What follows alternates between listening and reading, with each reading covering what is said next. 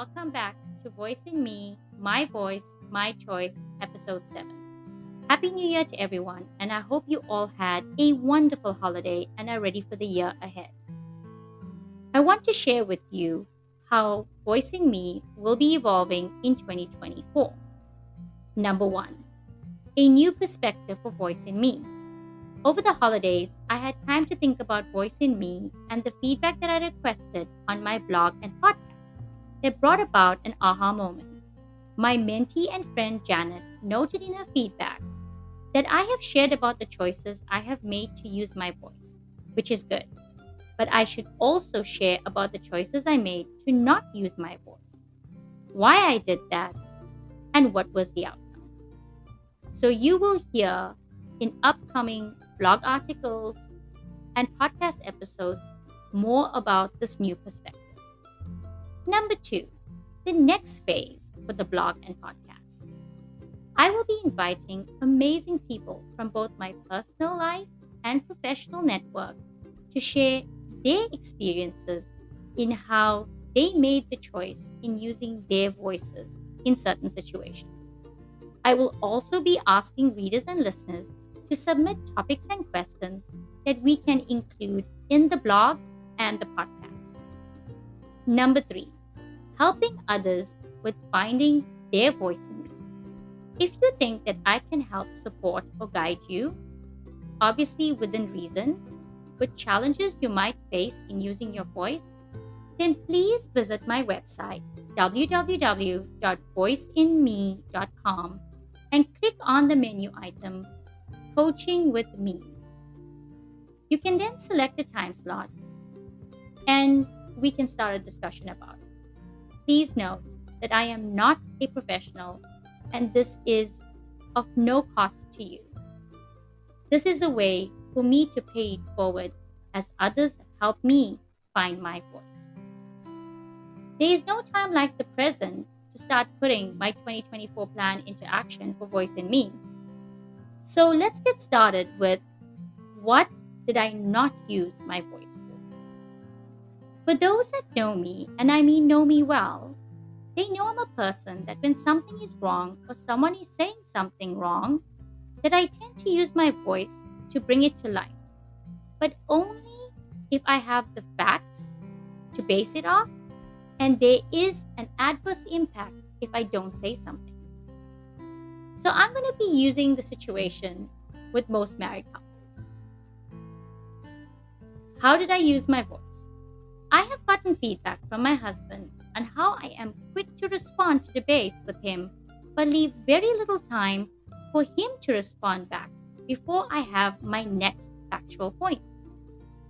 He pointed out something very significant here, that by doing this, I am limiting his voice.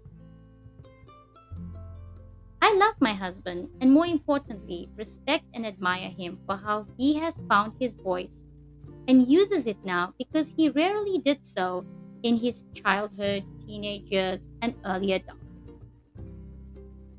For most people like him, they are quiet, but this quietness is due to the fact that they are deep thinkers and sometimes need a little time to have that further analysis on what's being said by the other person before they can thoughtfully respond back.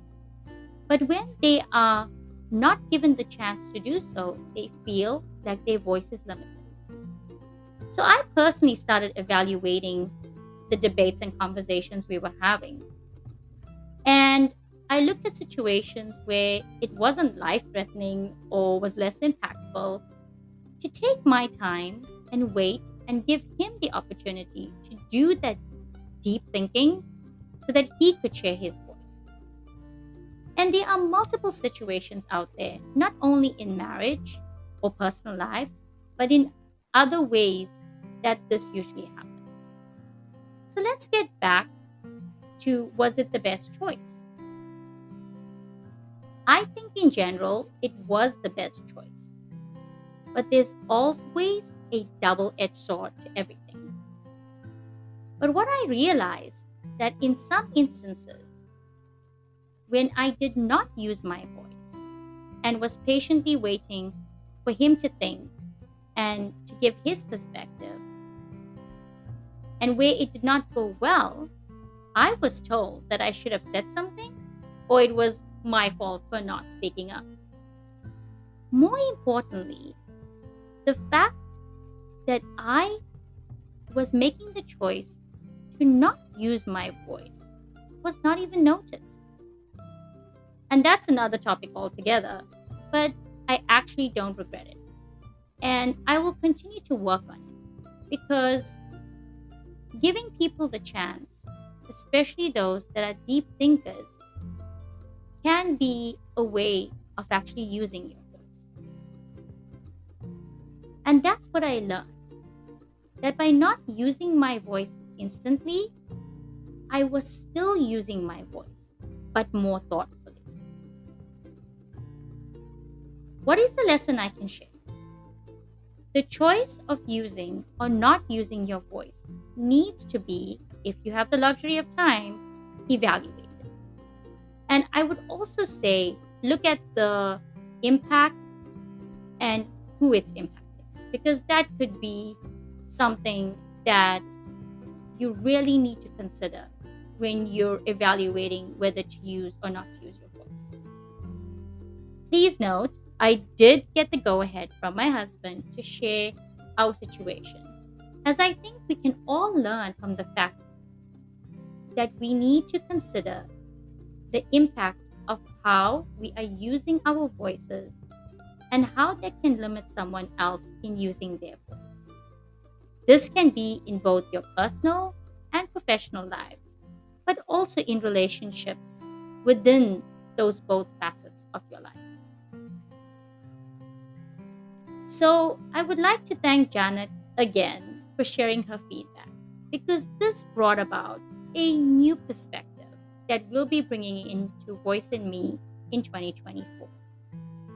In closing, for the first podcast for 2024, I wish all of you a great start to the year, and for you and your loved ones to always be able to share the voices in you. And remember, being thoughtful in how you use your voice, because as the voice echoes, so does the impact of it will have a ripple effect. Thank you, everyone. Take care and talk to you soon. Bye bye.